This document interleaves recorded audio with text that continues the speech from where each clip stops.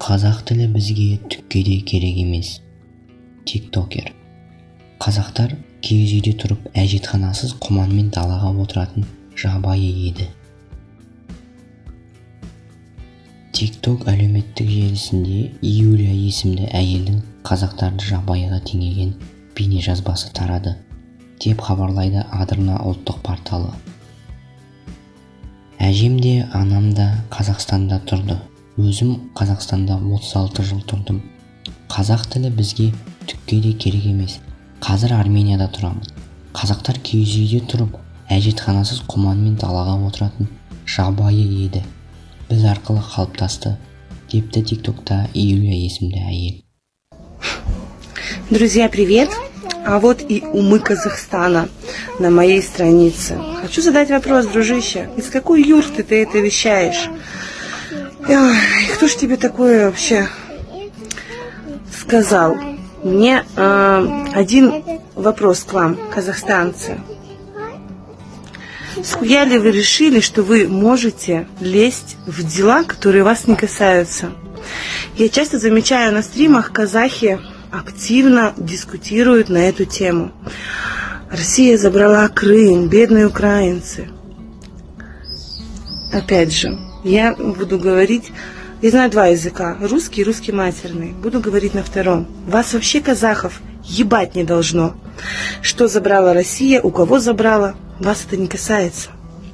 И вещать мне на моей странице, как бы вам права вообще никто не давал. Сидите в своих юртах, молча. Вас никто не трогает, вас никто не притесняет. К вам никто не лезет ни с техникой, ни с оружием, ни со какими-то спецоперациями. Схера ли вы там решили вообще устроить какой-то там суперпереворот, блядь, в стране? Схера ли вы решили притеснять русских в Казахстане? Заставлять учить их казахский ваш язык, который, блядь, язык сломать действительно можно. Моя бабушка родилась в Казахстане. Не знала казахский, представляете? Так, поверхностно, какие-то фразы. Моя мама родилась в Казахстане, прожила там 36 лет. И я родилась в Казахстане. И мне нахрен не нужен был казахский язык. Так же, как и моей семье. С чего вы решили, что вы такие же, как украинцы, сука, сверхнация? Просто есть черно-белые фотографии у моих родителей дома в альбоме, где в Казахстане, в северном, где мы жили, степи и степи были.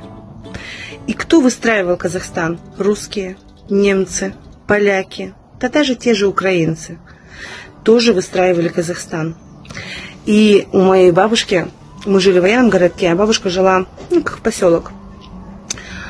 Соседи были, большой саманный дом, туалет на улице. Но я каждый раз наблюдала картину, как они ходят срать в огород с чайничками. Что-то типа медного такого чайничка.